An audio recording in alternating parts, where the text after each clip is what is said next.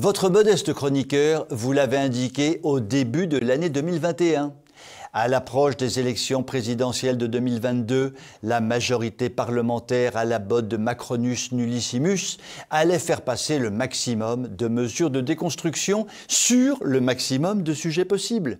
Dans ces conditions, il fallait évidemment remettre le couvert sur l'avortement en élargissant encore un peu plus, ce qui est désormais considéré par la quasi-totalité de la classe politique comme un droit fondamental.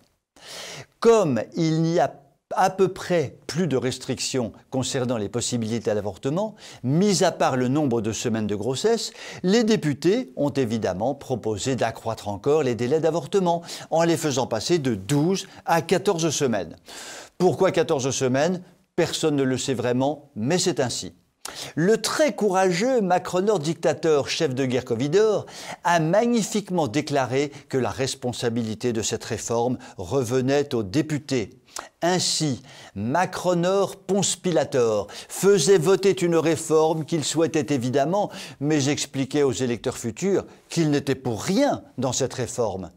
La manœuvre est tellement grossière qu'elle en est stupide, mais comme dit Tante Gertrude, ma chère conseillère politique, plus c'est gros, non, je ne parle pas de la plantureuse poitrine de Marlène Schiappa, donc plus c'est gros, plus ça passe sanitaire, ou plutôt plus ça passe vaccinal.